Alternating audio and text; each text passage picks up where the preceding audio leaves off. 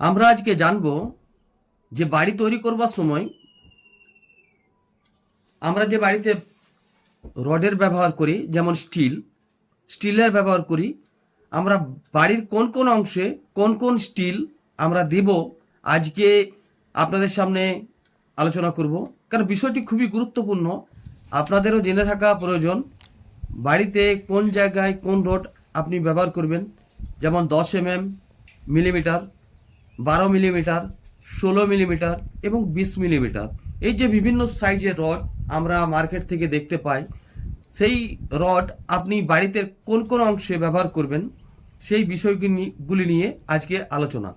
দেখুন, আপনারা যদি বাড়ি নির্মাণের ক্ষেত্রে ভুলভাল জায়গায় বিভিন্ন সাইজের রড যদি ব্যবহার করেন, তো আপনার আলটিমেটলি আপনার বাড়ি নির্মাণের ক্ষেত্রে খুবই ক্ষতি হবে। বাড়ি কনস্ট্রাকশন করার সময় রডের আমাদের প্রচুর জায়গা আছে যেখানে রড লাগে, বিভিন্ন সাইজের বিভিন্ন রড লাগে। যেমন কলম তৈরি করবার সময়, ফুটিং তৈরি করবার সময়, বিম দেওয়ার সময় এবং ছাদে, সিঁড়ি ঘরে, এই বিভিন্ন জায়গাতে আপনার রডের ভূমিকা আছে। তা আপনারা কোন কোন রড কোন জায়গায় ব্যবহার করবেন সেটি আপনাদের জেনে থাকা প্রয়োজন আছে। মার্কেটে বিভিন্ন কোম্পানির, যেমন আছে টাটা, জিন্দাল, বিভিন্ন কোম্পানির স্টিল বার তৈরি হয়। এই কোম্পানিগুলির মধ্যে আপনারা যে কোনো একটা কোম্পানিকে চুজ করতে পারেন। দেখুন, আমরা ভারতবর্ষে বাস করি, তাই ভারতবর্ষের এখন নাম্বার 1 কোম্পানি আপনার টাটা। টাটার উপর মানুষের বিশ্বাস আছে, তাই অনেক মানুষ, দাম বেশি তাই অনেক মানুষ টাটাকেই মানুষ পছন্দ করে। টাটা কোম্পানি কিংবা জিন্দাল বিভিন্ন কোম্পানি আছে। আপনারা দেখুন, এখানে কোনো কোম্পানিকে আমি প্রমোট করছি না, আপনাদের নিজেদের চয়েস, আপনারা কোন কোম্পানির সাথে যাবেন এবং কোন কোম্পানির রড নেবেন আপনারা, সেটা আপনাদের ব্যক্তিগত চয়েস। তো আমি প্রথমত বলবো যে যেই কোনো কোম্পানি আপনারা নেন না কেন, সেই কোম্পানিগুলি 8 12 16 20 বিভিন্ন সাইজের রড তৈরি করে এবং এছাড়াও 6 মিলিমিটারও পর্যন্ত আছে। তো বর্তমানে এখন বিভিন্ন কনস্ট্রাকশনের কাজে 6 খুব কম ব্যবহার হয়, তো এটাকে আমরা বাদ দিয়ে চলবো। তা আপনারা এই কোম্পানির যে রডগুলি আপনারা বিভিন্ন সাইজের রডগুলি পাচ্ছেন, সেই রডগুলি আপনারা বাড়ির কোন কোন অংশে ব্যবহার করবেন। তো শুরু করছি আপনাদের। প্রথমত, আপনি 8 রড বাড়ির কোন কোন অংশে ব্যবহার করতে পারেন এটা জানা প্রয়োজন। আপনি যখন বাড়ি তৈরি করবেন, তো 8 রড আপনি কোথায় ব্যবহার করবেন? প্রথমত, আপনি 8 রড, মিলিমিটার রড বাড়ির রিং তৈরি করতে, দেখুন সকল প্রকার রিং, যেমন আপনার গ্রেড বিম তৈরি করবার সময় যে রিং তৈরি করবেন 8 মিলিমিটার রড দিয়ে তৈরি হবে। এছাড়া কলম যখন তৈরি করবেন, যে রিং দিবেন 8 মিলিমিটার রড দিয়ে তৈরি করতে হবে। লিন্টনে যে রিং আপনারা প্রোভাইডেড করবেন, সেই রিং কিন্তু আপনার 8 মিলিমিটার রড দিয়ে করবেন। অতএব যে কোনো জায়গায় আপনারা রিং দেবেন, বাড়ির যে কোনো অংশে আপনার রিং প্রোভাইডেড করবেন, শুধু 8 মিলিমিটার রড দিয়ে আপনারা তৈরি করবেন। 6 মিলিমিটার রড দিয়ে আপনারা করবেন না, কারণ খুব এর থিকনেস খুবই কম। তো আপনারা সবসময় 8 মিলিমিটার রড দিয়ে যে কোনো জায়গায় বাড়ির কাজ করান। দ্বিতীয়ত, 10 মিলিমিটার রড। 10 মিলিমিটার রড আপনারা কোথায় কোথায় দিবেন? ছাদ তৈরি করবার সময় মেন বার হিসাবে দিতে পারেন কিংবা ডিস্ট্রিবিউশন বার হিসাবে দিতে পারেন। দেখুন, মেন বার আপনার ডিস্ট্রিবিউশন বারের থেকে মোটা হবে এবং ডিস্ট্রিবিউশন বার মেন বারের থেকে একটু থিকনেস কম হবে, পাতলা হবে।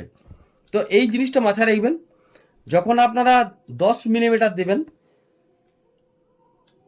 মেন বার, তো ডিস্ট্রিবিউশন বার দিবেন আপনি 8 মিলিমিটার। যখন দেবেন 12 মিলিমিটার মেন বার, ডিস্ট্রিবিউশন বার দেবেন আপনারা 10 মিলিমিটার। তো 10 মিলিমিটার যখন আপনারা কোনো জায়গায় মেন বার দিচ্ছেন, তখন ডিস্ট্রিবিউশন বার আপনাকে 8 মিলিমিটার দিতে হবে। তা আপনার 10 মিলিমিটার রড মেন বারের ক্ষেত্রে ছাদ তৈরি করবার সময় মেন বারের ক্ষেত্রে আপনারা ব্যবহার করতে পারেন। এবং এছাড়া স্টেয়ার এবং জালি তৈরি করবার সময়, আপনার ফুটিং জালি তৈরি করবার সময় যে জালি তৈরির উপরের যে অংশ, সেই জায়গাতেও আপনার 10 মিলিমিটার দিতে পারেন ডিস্ট্রিবিউশন বার হিসাবে। 12 মিলিমিটার রড আপনারা কোথায় দিবেন? তো আপনারা 12 মিলিমিটার রড সবসময় আপনারা কলম দিবেন। যে কোনো বাড়ি তৈরি করবার সময় আপনারা বাড়ির একতলা কিংবা দুতলা বাড়ি নির্মাণের সময় আপনারা 12 মিলিমিটার রড 16 মিলিমিটার রড দিতে পারেন। তো একতলা এবং দুতলা বাড়ির ক্ষেত্রে আপনারা 12 সকল প্রকার বিম, যেমন গ্রেড বিম, লিন্টন বিম, ছাদের বিম, সকল প্রকার বিমের ক্ষেত্রে এবং সকল প্রকার কলমের ক্ষেত্রে একতলা দুতলা বাড়ির ক্ষেত্রে আপনার 12 মিলিমিটার রড ব্যবহার করতে পারেন।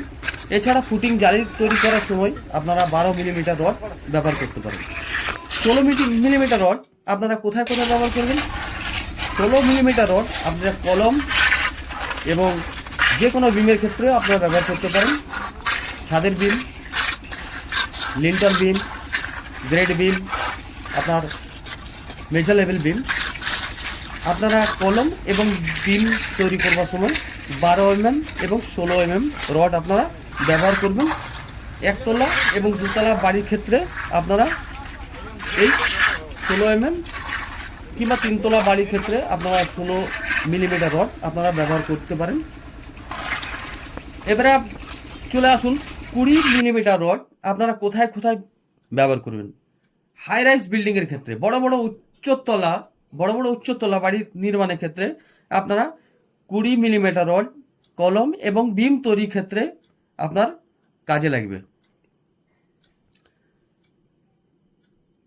12 মিলিমিটার রড আপনার, যেটা বললাম 12 মিলিমিটার রড শুধু আপনার কলম আর বিম ক্ষেত্রে আপনি ব্যবহার করতে পারেন না।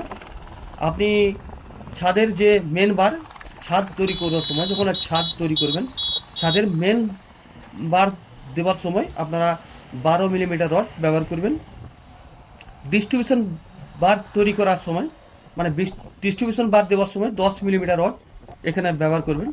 সব সময় ছাদে যখন মেন বার 12 মিলিমিটার দেবেন, তখন আপনারা ডিস্ট্রিবিউশন বার আপনার 10 মিলিমিটার দিতে হবে। তো আপনারা বুঝতে পারলেন যে 20 মিলিমিটার রড আপনি কোথায় কোথায় দিবেন। 20 মিলিমিটার রড আপনার বিম তৈরির ক্ষেত্রে এবং কলম তৈরির ক্ষেত্রে, হাই রাইস বড় বড় উচ্চতলা বিল্ডিংয়ের জন্য আপনারা ব্যবহার করতে পারেন। আপনার এলাকায় সবথেকে ভালো কোন রড পাওয়া যাচ্ছে সেই কোম্পানি দেখে আপনারা কিনবেন। তো আশা করি ভিডিওটি তথ্যগুলি পেয়ে আপনাদের খুবই ভালো লাগলো। কেমন লাগলো অতি অবশ্যই জানাবেন।